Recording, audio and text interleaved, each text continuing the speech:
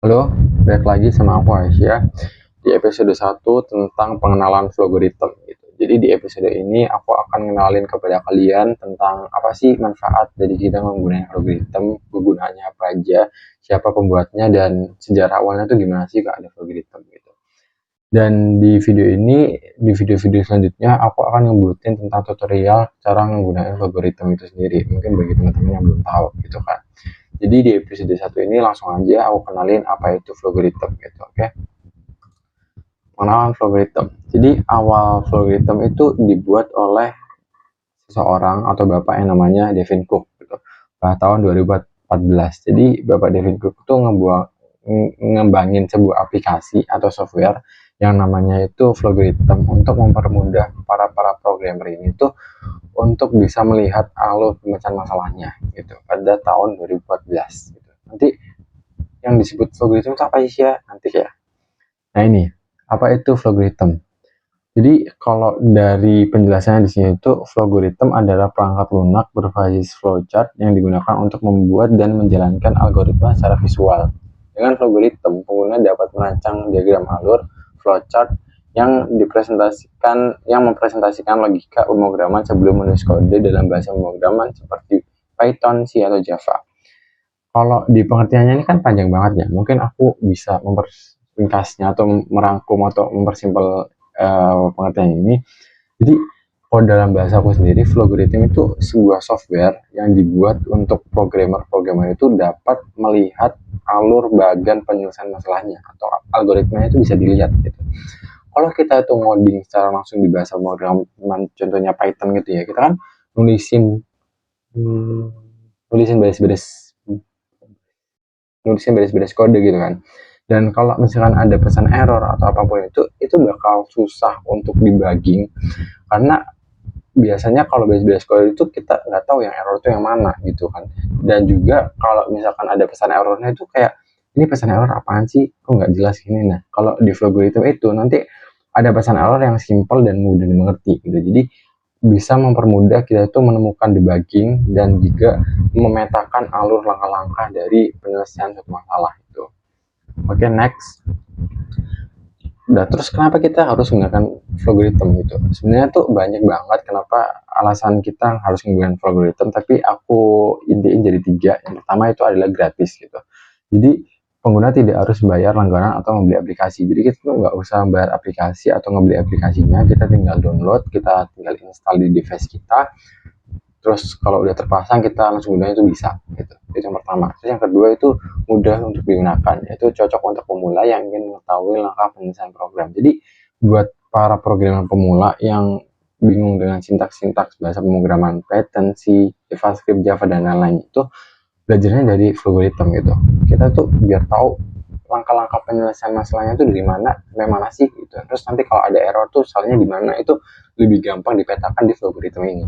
Terus yang ketiga itu interaktif, maksudnya itu berupa visualisasi bagan yang menjadikan lebih mudah untuk memulai belajar programan. Jadi yang aku udah bilang tadi, kalau misalkan kita belajar di bahasa Python dan lain-lain itu kan kita nulisin langsung kode gitu ya, misalkan print apa gitu. Terus nanti kalau misalkan ada error itu ada pesan errornya sih, tapi kita tuh bingung yang error tuh di mana gitu. Tapi kalau di logaritma itu yang error akan berwarna merah gitu. Jadi kita lebih simpel kayak oh berarti yang bagian ini error gitu. Berarti kita harus ngebedainnya ini gitu. Dan itu mempermudah orang yang belum tahu tentang programming sama sekali gitu. Oke lanjut, dan ini adalah tampilan logaritmnya. Di sini udah ada isinya, dan di sini itu dari logaritma itu banyak banget fitur yang dapat digunakan, interaktif, dan proses instruksi yang diberikan kepada komputer dapat dilihat secara langsung dengan bagan. Ya, udah aku bilang tadi. Jadi prosesnya tuh langsung bisa dilihat dari bagan-bagan ini gitu. Kalau pas kita ngoding di bahasa pemrograman kan kita nggak tahu gitu. Ini prosesnya di mana, apa ini ngulang atau ini if atau ini gimana kan kita nggak tahu gitu. Nah ini bisa kita lihat gitu. Oh alurnya berarti ke bawah terus gitu. BTW ini udah ada projectnya. Oke, next. Terus kapan sih kita harus menggunakan logaritma gitu? Yang pertama, saat ingin membuat rancangan kerangka program gitu. Kalau kita mau tahu langkah-langkahnya gitu ya, kita bisa membuat pakai logaritma dulu gitu. Terus yang kedua itu belajar tentang alur penyelesaian pada program komputer. Kalau kita Tadi ingin menyelesaikan masalah dan kita tuh bingung ini tuh langkah-langkahnya gimana, kita tuh bisa ngurutin dulu di algoritma biar kita tuh nggak bingung kalau misalkan ada percabangan, ada pengulangan, itu bisa dilihat langsung. Terus yang ketiga itu untuk menganalisis dan mengoptimalkan algoritma. Biasanya itu kalau kita menyelesaikan program komputer atau kita simpelnya gini, kita semua kan punya masalah gitu ya, dan masalah ini tuh mau kita selesaikan pakai yang namanya program komputer gitu. Nah, untuk menyelesaikan masalah ini kan kita pasti punya langkah-langkahnya itu, dan langkah-langkah yang paling optimal itu bisa digambarkan dengan bagian-bagian gitu biar kita tuh bisa melihat bagian yang paling panjang itu yang paling nggak optimal berarti. Jadi kita bisa memperingkas itu, mengoptimalkan itu dari aplikasi namanya Flogorithm. Kalau kita misalkan langsung ngoding di bahasa pemrograman itu biasanya tuh nggak seberapa kelihatan gitu. Yang optimal, yang nggak optimal itu mana? Itu nggak seberapa kelihatan. Di Flogorithm kita bisa mengoptimalkan dengan kita tahu bagian-bagian yang panjang itu berarti yang nggak optimal gitu. Terus yang keempat itu saat menampilkan output penelitian berupa presentasi kepada audiens. Nah, itu penting banget buat kalian yang bagian back end mungkin ya, bisa apa ya, mempresentasikan itu tuh kepada orang-orang awam yang nggak tahu tentang alur atau langkah-langkah program itu bekerja gitu. Jadi kalau misalnya kita nunjukin program kita ke orang yang awam kan juga lucu gitu. Ini maksudnya apa gitu, kan agak aneh gitu. Dan kalau misalkan kita ingin presentasi ke orang awam, kita bisa menggunakan algoritma untuk menampilkan bagian-bagian gitu biar orang tahu oh alurnya berarti langkah-langkahnya kayak gini gini gini ini dan selesai gitu. Dan selanjutnya itu pengertian algoritma. Dan di sini tuh aku mau ngejelasin dulu tentang algoritma. Kenapa? Karena algoritma ini apa ya, sangat bersangkutan dengan algoritma gitu. Kalau dalam pengertiannya, algoritma adalah serangkaian langkah atau instruksi yang disusun secara sistematis untuk menyelesaikan suatu masalah atau menjalankan tugas tertentu. Dalam pemrograman, algoritma digunakan untuk menentukan bagaimana sebuah program bekerja dalam menyelesaikan masalah secara logis dan efisien. Kalau di pengertiannya panjang banget, tapi aku punya ringkasannya yang lebih simpel kayak algoritma itu simpelnya adalah langkah-langkah untuk menyelesaikan suatu masalah. Udah, gitu aja. Jadi kalau misalkan gini, aku punya angka 2 nih, gitu. Sama aku punya angka 5. Aku mau ngejumlahin dua angka ini, angka 2 sama angka 5. Gimana caranya? Ya udah tinggal ditambahin. Nah, itu namanya algoritma. Jadi langkah-langkah untuk mempertemukan kedua buah angka ini, angka 5 dan angka 2 disatuin dan ditambahin, itu namanya algoritma. Jadi langkah-langkah untuk memproses inputan data atau informasi menjadi outputan yang user minta atau yang kita mau gitu. Simpelnya kayak gitu. Dan dalam program komputer bekerja itu ada 3 hal yang penting tadi ya. Ada inputan, prosesor atau algoritma, sama outputan.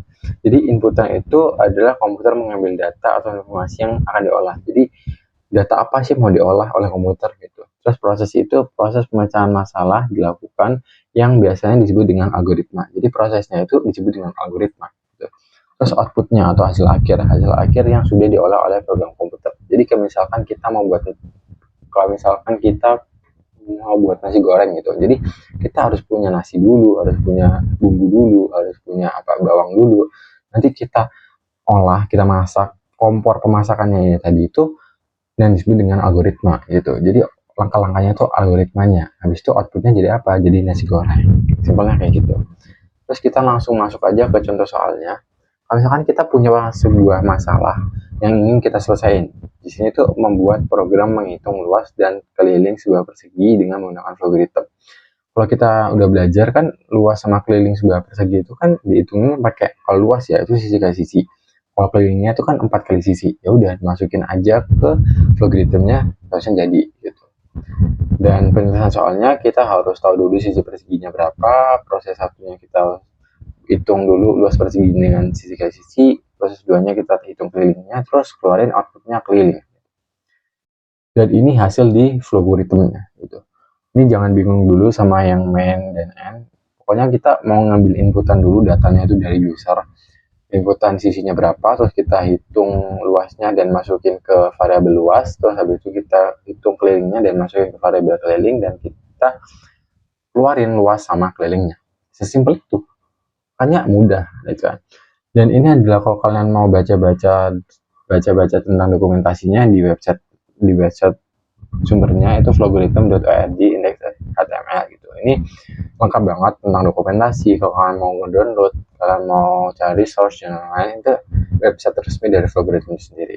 Oke, dan mungkin sampai sini aja episode satunya. Aku akan lanjutin di episode kedua, yaitu tentang gimana cara download Vlogorithm, dan juga aku akan kenalin beberapa fitur basic yang ada di Vlogorithm gitu.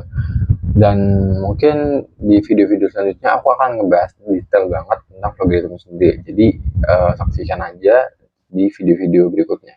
Oke, mungkin sampai sini aja di video ke-1. Bye bye guys.